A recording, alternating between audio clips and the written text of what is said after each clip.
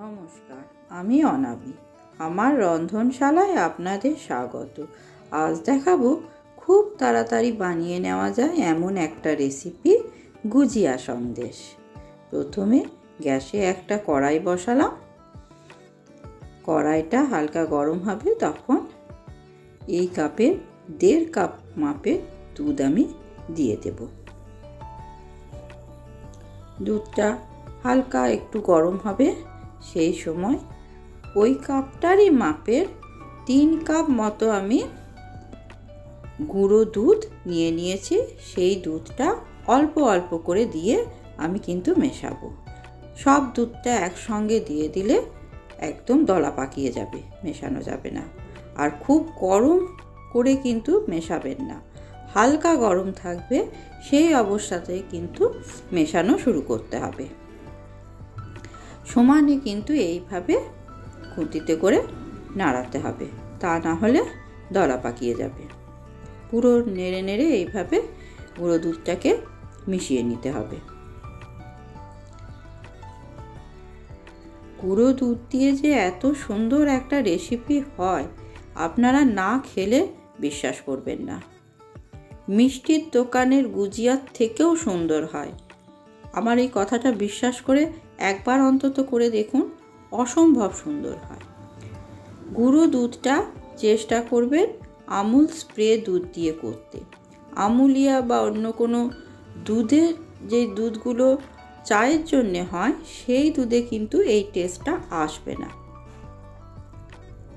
Amul spray দিয়ে করলে কিন্তু টেস্টটা অসম্ভব সুন্দর হয়। বেশ অনেকটা ঘন হয়ে গেছে, তখন আমি 5-6 চামচ চিনি এর মধ্যে দিয়ে দিলাম। চিনিটাও সমানে এর মধ্যে নাড়তে থাকবো। এবার এতে 2 চামচ ঘি দিয়ে দিলাম। তারপর আবার এটা ভালো করে নাড়বো। নেড়ে নেড়ে এটাকে পুরো ঘন তৈরি করতে হবে। একটা ক্ষীরের মতো তৈরি করে নেব।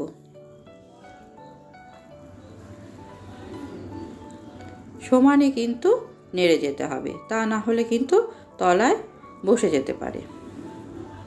অনবরত নাড়তে হবে।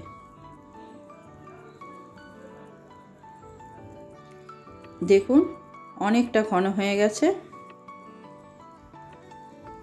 মাঝে মাঝে ধারে যেগুলো লেগে আছে ওগুলোকে খুন্তিতে করে করে ছাড়িয়ে দেবেন। এইভাবে নাড়াতে নাড়াতে যখন দেখব কড়াইয়ে আর লাগছে না, কড়াই থেকে ছেড়ে উঠে আসছে, তখন বুঝবেন জিনিসটা তৈরি হয়ে গেছে। দেখুন অনেকটাই তৈরি হয়ে গেছে, কড়াই থেকে আর সেরকম উঠে আসছে না। এবার এর মধ্যে অল্প একটুখানি এলাচ গুঁড়ো দিয়ে দিলাম। এটাও ভালো করে একটু মিশিয়ে নেব। যাতে চিনি আমি অল্পই দিয়েছি, কারণ গুঁড়ো দুধটা খুব মিষ্টি হয় তো, ওই জন্য চিনিটা আমি অল্প দিয়েছি।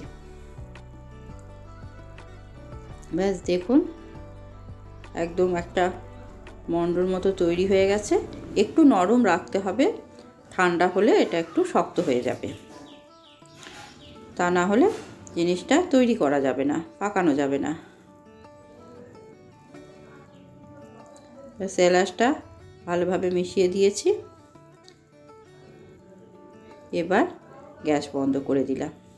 এবার এটা একটা পাত্রে ঢেলে নিলাম। এটা হালকা একটু ঠান্ডা হবে, মানে হাতে দিয়ে তৈরি করা যায় এমন অবস্থা পর্যন্ত ঠান্ডা করতে হবে, তবে খুব ঠান্ডা হবে না, কারণ জিনিসটা একটু হালকা একটু গরমে পাকাতে হবে জিনিসটা। দেখুন এইভাবে একটুখানি হাতের মধ্যে ঘি নিয়ে নিলাম।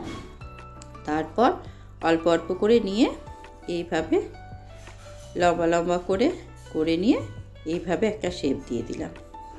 দেখুন এইভাবে গুজিয়াগুলো একে একে সব তৈরি করে নেব।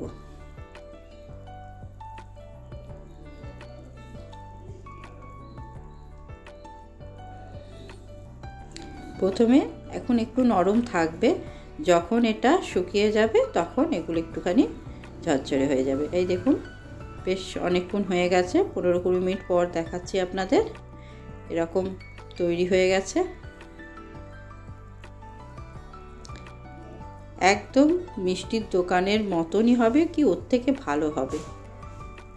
এটা আপনারা পুজোতে ঠাকুরের ভোগের জন্য বানিয়ে নিতে পারেন, নিজেরা খাওয়ার জন্য বানিয়ে নিতে পারেন, বাচ্চাদেরকে টিফিনেও এগুলো বানিয়ে দিতে পারেন। বাচ্চারা ভীষণ এনজয় করে এগুলো খেয়ে।